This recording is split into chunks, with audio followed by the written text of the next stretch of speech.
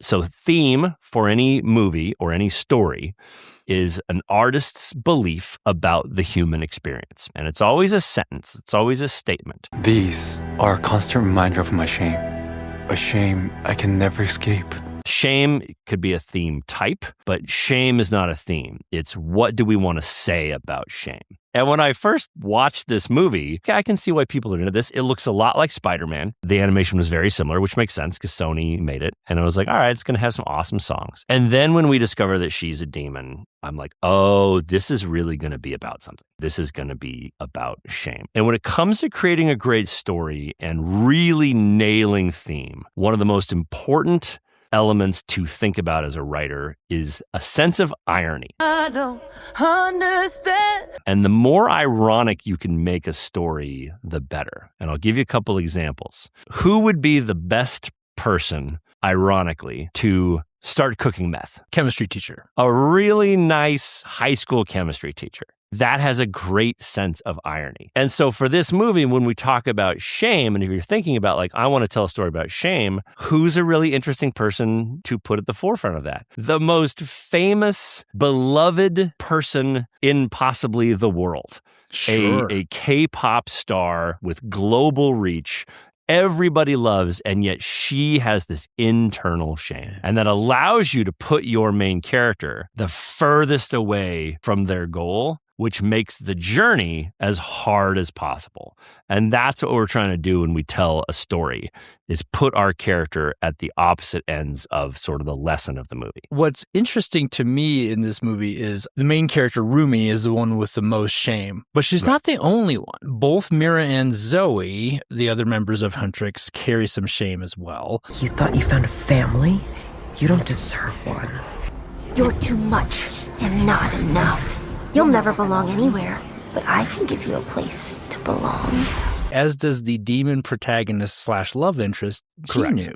Correct. So, Jeff, what does it mean? You've got these other minor or milder forms of shame. I use that term very cautiously here. Yeah, there's no mild form of shame. It wasn't in the forefront. Like so are all those subplots, are all those reinforcing the theme? How do you see those playing into it as well? Yes. And this is a really important part of really great filmmaking. When you want to explore a theme, you want to make sure and explore it with every character. If you have too many themes going on, if you have too many different journeys, then you really lose sight of the theme that you're trying to get across. Because these are great filmmakers, of course, they're going to put everybody on a path of dealing with shame in some way. And so there's something in screenwriting called the lie the character believes. And it's essentially the anti-theme. And so if the theme of this movie is put your shame out there, put your true self out there, and that's the way to live a happy life, it's brilliant to make your main character, the lie that she believes is, I have to cover up this part of myself at all costs. And we believe that she believes that. And we feel that sometimes. That's a feeling that a lot of us have. Like, I don't want to show this part of myself. It's the very opposite part of the spectrum from what the theme is. And then we watch her go on that long journey to the theme, to the actualization and the change in belief. I would argue, Josh, that is why this movie had such universal appeal,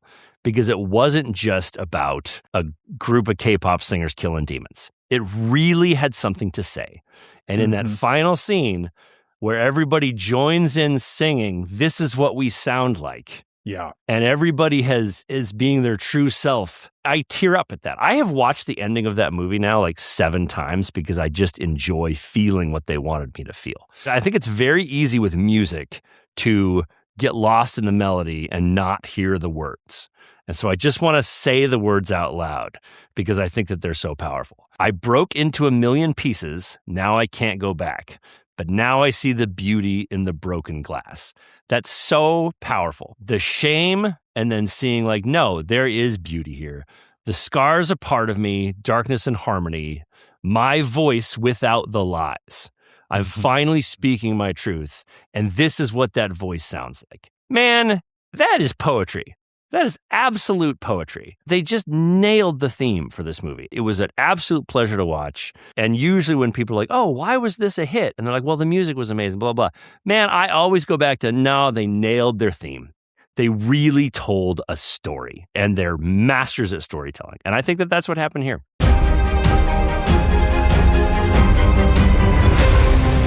I want you to hit me as hard as you can.